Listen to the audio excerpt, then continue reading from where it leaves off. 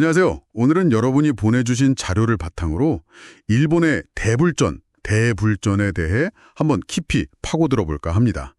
특히 나라시에 있는 도다이지, 그러니까 동대사죠. 여기를 중심으로 그 매력을 자세히 살펴보겠습니다. 우선 대불전 이게 뭔가 하면요. 말 그대로 아주 큰 불상, 대불을 모신 그 절의 중심 건물을 말하는 거죠. 여러 대불전 중에서도 가장 상징적인 것이 바로 이 도다이지 대불전인데요. 이게 현존하는 목조 건축물 중에서는 세계 최대 규모랍니다. 와, 시작부터 엄청나죠? 정면 폭이 57.5m, 높이가 49.1m나 되고요. 안에는 또 15m짜리 청동불상이 있대요. 네, 이 거대한 건축물에 어떤 이야기가 숨어 있을지 한번 같이 파헤쳐 보시죠. 네, 그 도다이지의 시작은요, 8세기 중반으로 거슬러 올라갑니다. 쇼무천황 때인데요. 당시 일본이 정치적으로도 좀 불안정했고 또 전염병까지 돌아서 상당히 혼란스러운 시기였어요. 아, 전염병까지요? 네, 그래서 쇼무천황이 이런 국가적인 위기를 뭐랄까 불교의 힘으로 좀 잠재우고 평화를 기원하는 그런 마음으로 이 거대한 사찰 건립을 명했던 거죠. 나라가 당시 수도였으니까 정말 큰 국가적인 프로젝트였어요.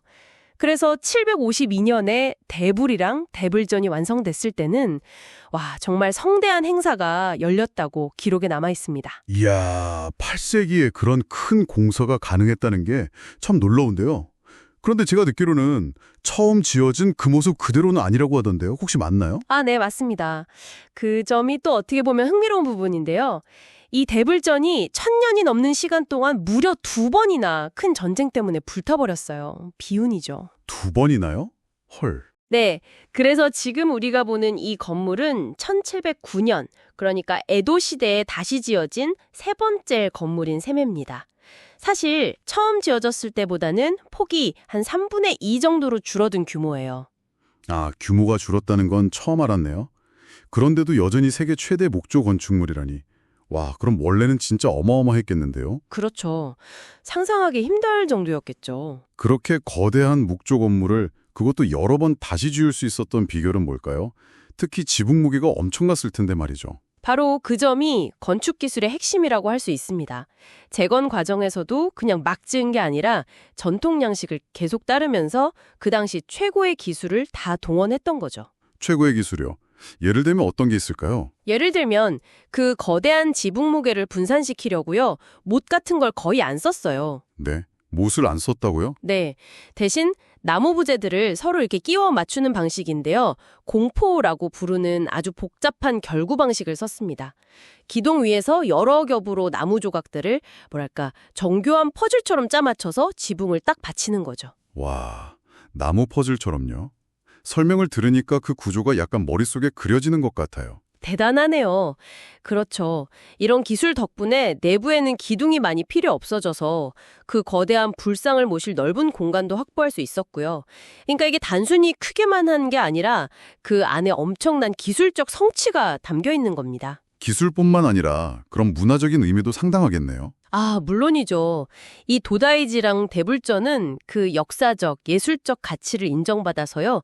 고도 나라의 문화재의 일부로 유네스코 세계문화유산에도 등재되어 있습니다. 아, 유네스코 세계문화유산이군요. 네, 그냥 큰 건물이 아니라 일본 불교, 특히 화엄종의 중심 사찰로서 일본 역사와 문화에 아주 깊숙이 뿌리내리고 있는 거죠.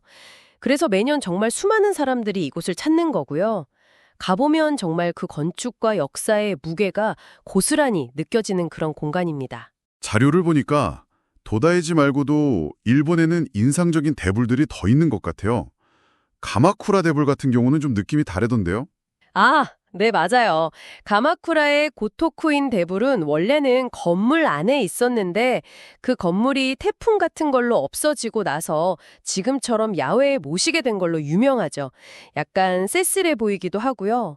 또 이바라키현에는 우시쿠 대불이라고 해서 높이가 120m나 되는 어마어마하게 큰 청동 입상도 있어요. 기네스북에도 올랐다고 하더라고요. 120m요? 와, 상상이 안 되네요. 그렇죠.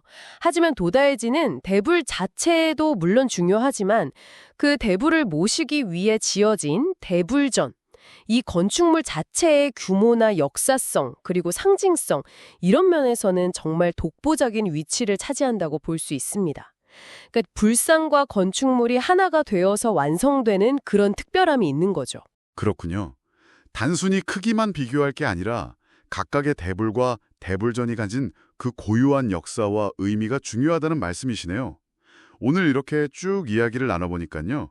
도다이지 대불전은 정말 단순한 관광 명소를 넘어서는 것 같아요.